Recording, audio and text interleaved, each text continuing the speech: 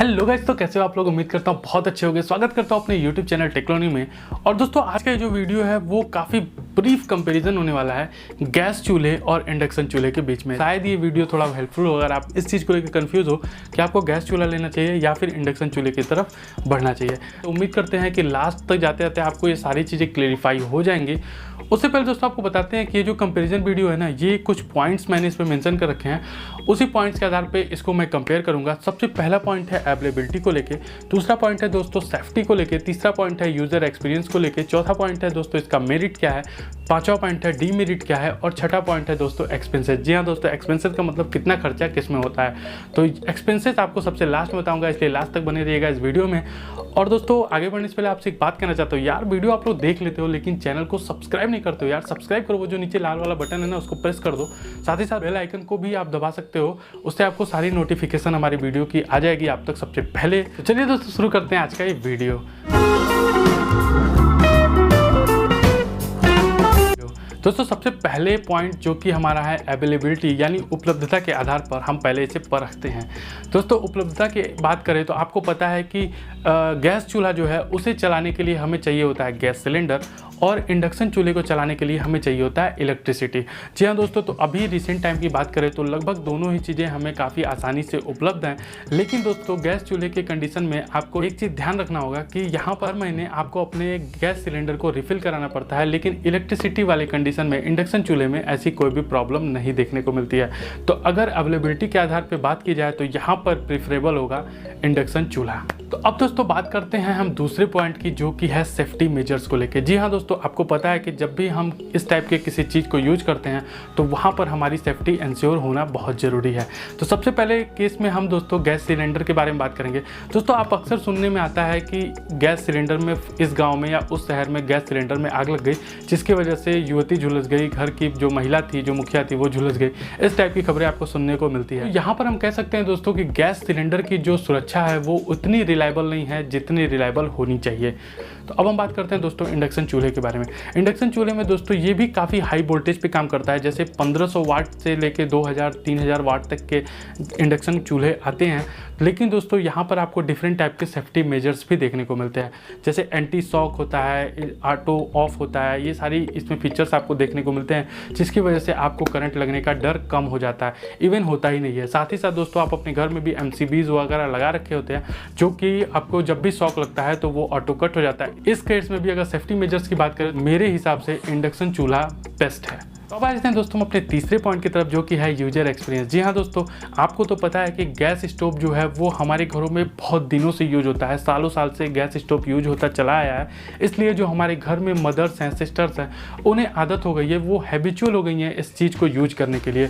वहीं दोस्तों अगर इंडक्शन चूल्हे की बात करें तो अभी लेटेस्ट ये मार्केट में आया है, मतलब कॉमनली यूज हो रहा है, तो इस वजह से वो इतना एक्सपीरियंस उनका एक्सपीरियंस इतना अच्छा नहीं होता है इंडक्शन चूल्हे के साथ। साथ ही साथ दोस्तों उनको जो आदत होती है कि दूध कितनी देर में उबलेगा, चाय कितनी देर में उबलेगी, दाल कितनी देर में बनेगी, इस कंडीशन में दोस्तों इंडक्शन जो है वो उनको थोड़ा सा अनकंफर्टेबल फील करा सकता है, क्योंकि फ्रेंड यहाँ पे बहुत सारे डिफरेंट टाइप के बटन्स दिए होते हैं, बहुत सारे यूज़ के लिए अलग अलग मोड दिए होते हैं, तो ये हमारे माताओं को उतने अच्छे से शायद कंफर्टेबल फील ना करा पाए। लेकिन दोस्तों यहाँ पर कुछ फ़ायदा भी है, ऐसा नहीं है कि केवल बुराई है। फ़ायदा ये है कि इसमें डिफरेंट टाइप के मोड्स दिए होते हैं जो कि उन्हें टेंशन फ्री कर देते हैं। जैसे आपको अगर दूध उबालने के लिए रखना है तो आप रख कर अगर मिल्क वाले बटन को प्रेस कर देते हो तो वो दूध गिरने नहीं देता है। तो इस टाइप के कुछ फीचर्स भी आपको इसमें मिलते हैं। लेकिन दोस्तों अगर देखा जाए तो यूजर एक्सपीरियंस जो है वो गैस चूल्हे में ही ज़्यादा बेहतर है अभी तक के हिसाब से। चलते हैं अब अगले टर्म की बात करते हैं, कुछ मेरिट और डीमेरिट। ये मैंने दोनों एक ही में मर्ज कर दिया है, तो यहाँ पर दोस्तों मैं मिक्स करके आपको बताता हूँ। यहाँ पर फ्रेंड गैस की सबसे पहले हम बात करते हैं तो गैस स्टोव बहुत बड़े आते हैं, साइज़ काफ़ी बड़ी होती है इनकी। वही दोस्तों इन्हें रन करने के लिए हमें एक सिलेंडर भी लगाना पड़ता है जिसका साइज़ ऑलरेडी काफ़ी बड़ा होता है, तो इसलिए हमारे किचन में काफ़ी ज़्यादा स्पेस घेरते हैं। साथ ही साथ दोस्तों अगर इंडक्शन की हम बात करें तो इंडक्शन अपने आप में ही बहुत छोटा होता है और वो डायरेक्ट हमारे इलेक्ट्रिक सॉकेट में लग जाता है, जिससे वो डायरेक्ट ऑन हो जाता है। तो इस तरह से ये साइज़ कम घेरता है, तो ये दोनों में फ़ायदा और नुकसान है। वहीं फ्रेंड अगर बात करते हैं हम गैस की, तो यहाँ पर फ्रेंड जब हम बर्तन को चढ़ाते हैं खाना खाना बनाते समय, तो आग की लपटों की वजह से बर्तन जल जाते हैं, बाहर की तरफ से भी और अंदर की तरफ से भी। लेकिन दोस्तों इंडक्शंस में ये प्रॉब्लम नहीं होती है, वहाँ पर कोई भी बाहरी लपट नहीं आती आग की, जिसकी वजह से बाहर की साइड में आपको किसी भी तरह की कोई भी बर्तन जले हुए नहीं देखने को मिलते हैं। तो अब बात करते हैं दोस्तों टाइम कंजप्शन को लेकर। तो यहाँ पर जो गैस है उस पर थोड़ा सा ज़्यादा टाइम लगता है आपको कोई भी चीज़ पकाने में, लेकिन इंडक्शन पे वही टाइमिंग आपकी लगभग आधी हो जाती है। तो यहाँ पर टाइम कंजप्शन का भी बहुत ज़्यादा मैटर करता है। साथ ही साथ दोस्तों अगर आप बात करते हैं बर्तन के यूजेस को लेके, तो आप गैस पे किसी भी तरह का कोई भी बर्तन यूज कर सकते हो, लेकिन इंडक्शन पे आपको थोड़ा सा यहाँ पर रिस्ट्रिक्शंस है। आपके पास जो इंडक्शन वाले बर्तन होते हैं आप सिर्फ उन्हें ही यूज कर सकते हो, या फिर स्टील के बर्तन ही यूज कर सकते हो, एल्युमिनियम के बर्तन उस पर यूज़ नहीं होते। तो ये तो थे मेरिट और डीमेरिट की, लेकिन यहाँ पर थोड़ी से डीमेरिट्स और निकल के आ रहे हैं जो गैस और इंडक्शंस दोनों के लिए हैं। सबसे पहले गैस की बात करते हैं दोस्तों। तो यहाँ पर सबसे बड़ा जो हेडेक है वो मंथली रिफिल को लेके है। इसके मंथली गैस सिलेंडर को आपको मंथली रिफिल कराना पड़ता है। साथ ही साथ दोस्तों होली, दिवाली या फिर जब शादी ब्याह का टाइम आता है तो उस समय आपको बहुत जल्दी आपको गैस मिलता नहीं है। साथ ही साथ दोस्तों इंडक्शन में जो प्रॉब्लम आती है वो ये है कि अगर आपके क्षेत्र में यानी आपके साइड में, आपके एरिया में इलेक्ट्रिसिटी ख़राब हो गई है यानी बिजली नहीं आ रही है, तो फिर आपके लिए खाने के लाले पड़ने वाले हैं अगर आप सिर्फ इंडक्शन कुकर ही रखे हो अपने घर में। तो सारी बातें हो गई हैं दोस्तों। तो मुझे पता है आप जिस चीज़ के लिए रुके हो वो अब मैं लेके आ गया हूँ आप लोग के सामने, वो है एक्सपेंसेस से रिलेटेड। तो चलिए गाइज आपको लेके चलते हैं अपने ब्लू बोर्ड पे और यहाँ पर कैलकुलेट करते हैं हम आने वाले सभी खर्चों के बारे में।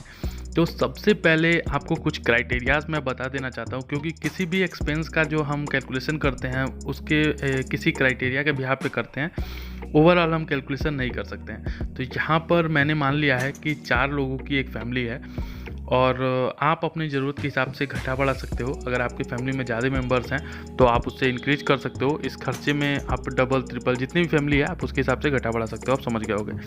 तो पहला तो ये था 4 लोगों की एक फैमिली है, और दूसरा ये है फ्रेंड कि खर्चे जो हैं वो मैंने एक नॉर्मल घर में जो खर्चे होते हैं ना उसके हिसाब से मैंने बता रखा है। जैसे कि हर नॉर्मल घर में सुबह में एक ब्रेकफास्ट बनता है और दोपहर में लंच बनता है और रात में डिनर बनता है, और साथ ही साथ दोस्तों बीच बीच में चाय और अदर कोई स्नैक्स वगैरह लोग खाते हैं, तो वो सारी चीज़ें बनाते हैं। तो यहाँ पर ये दोनों चीज़ें आप अपने दिमाग में रखिएगा।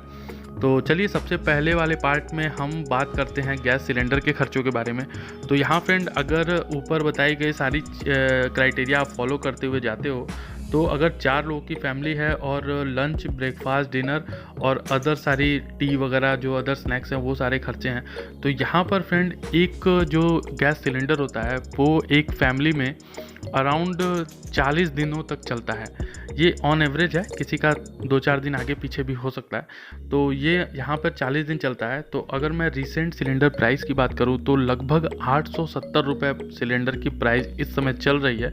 तो ये विथ सब्सिडी वाला है। अगर आप सब्सिडी निकाल देते हो तो अराउंड 70 रुपीज़, 67-68 रुपीज़ से सब्सिडी अभी आ रही है, तो आप उसे माइनस कर दीजिए तो लगभग 800 रुपये आपको एक सिलेंडर के पीछे खर्चा करना पड़ता है। और अगर हम डेली बेसिस खर्चे को कैलकुलेट करें तो 800 का सिलेंडर आपका 40 दिन चलता है, तो मतलब कि आपका डेली का जो खर्चा है वो लगभग 20 रुपये का निकल के आता है। तो ये तो हो गया दोस्तों सिलेंडर से खर्चे की बात, इसको आप अपने दिमाग में रखिएगा। और अब हम अपने सेकेंड पार्ट में आपको लेके चलते हैं और आपको बताते हैं कि इंडक्शन में आपका कितना खर्चा आता है। तो सबसे पहले आपका जब आप इंडक्शन के खर्चे को कैलकुलेट कर रहे हो तो आपको ये पता होना चाहिए कि इंडक्शन जो होता है ना वो वाट पे चलता है, यानी 1500 वाट का इंडक्शन होता है, 1600 वाट का होता है, 1800 वाट का होता है, इस तरह के इंडक्शन आते हैं। तो दोस्तों मैंने यहाँ पे 1200 वाट का भी आता है, लेकिन मैंने यहाँ पे एक एवरेज इंडक्शन लिया है 1500 वाट का, और ये सबसे बढ़िया होता है दोस्तों। अगर आपको भी इंडक्शन लेना है तो 1500 वाट से कम का इंडक्शन तो बिल्कुल भी मत लीजिएगा। तो चलिए फटाफट से आपको कैलकुलेट करके बताते हैं। तो सेम वो दोनों क्राइटेरियाज जो थे, 4 लोगों की फैमिली है और लंच, ब्रेकफास्ट, डिनर और अदर खर्चे जो हैं वो सारी चीज़ें यहाँ पर भी हम सेम ही कैलकुलेट करेंगे। तो दोस्तों जो आप ब्रेकफास्ट बनाएंगे 4 लोगों की फैमिली के लिए, तो ये ब्रेकफास्ट लगभग 1 घंटे में तैयार हो जाएगा, मैं ऐसा मान के चलता हूँ। हो ही जाता है और लंच भी आपका 1 घंटे में, मतलब आपका इंडक्शन 1 घंटे तक रन करेगा और लंच के लिए भी इंडक्शन 1 घंटे चलेगा, डिनर के लिए भी इंडक्शन 1 घंटे चलेगा। और अदर जो खर्चे हैं, जो चाय हो गया या अदर स्नैक्स वगैरह हो गए या कुछ आप अलग चीज़ें बनाते हो अपने घर पे, तो उसके लिए मैंने 1 घंटे एक्सेस ले लिया है कि 1 घंटे और आपका इंडक्शन चलेगा। तो यहाँ पे टोटली 4 आवर आपका इंडक्शन रन कर रहा है।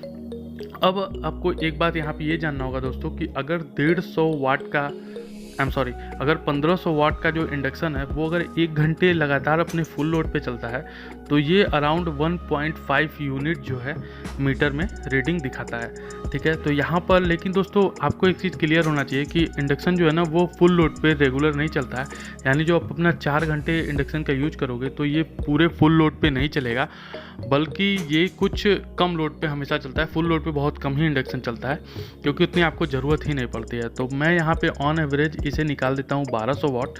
तो अगर आपका इंडक्शन 1200 वाट पर आवर कंज्यूम कर रहा है तो यहाँ पर 4 घंटे चलने पे इसका जो टोटल यूनिट कंजप्शन आएगा वो आएगा 4.8 यूनिट। अब दोस्तों मैं अपने एरिया की बात करूँ कि 1 यूनिट का कितना चार्ज है, तो ये एरिया वाइज जो है कि वेरी करता रहता है, लेकिन हमारे यहाँ पे ये 5.25 रुपीज़ है, यानी 5 रुपये 25 पैसे है। तो अगर आप इसको कैलकुलेट करोगे तो 4.8 यूनिट मल्टीप्लाइड बाई 5.25 रुपीज़, तो ये अराउंड आपका 25 पॉइंट कुछ रुपीज़ निकल के आएगा, यानी अराउंड 25 रुपीज़। तो फ्रेंड ये डेली का खर्चा है इंडक्शन का 25 रुपीज़ और गैस का 20 रुपीज़।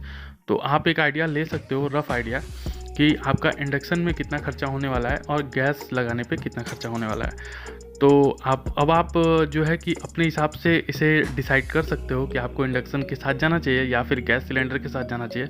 लेकिन दोस्तों अगर मेरा ओपिनियन आप यहाँ पूछते हो तो मैं तो यही कहूँगा कि आपको अपने घर पे गैस चूल्हा भी रखना चाहिए और इंडक्शन भी लगवाना चाहिए। इससे क्या होता है कि दोनों चीज़ों को जब आप कंबाइन करके यूज करोगे तो डेफिनेटली आपके खर्चे काफ़ी हद तक कम हो जाएंगे। तो बस दोस्तों आज के इस वीडियो में यही था। अगर वीडियो अच्छी लगी हो तो लाइक कीजिएगा, सब्सक्राइब कीजिएगा मेरे चैनल को, शेयर कीजिएगा अपने दोस्तों के साथ और मिलते हैं अगले किसी और वीडियो में। तब तक के लिए गुड बाय।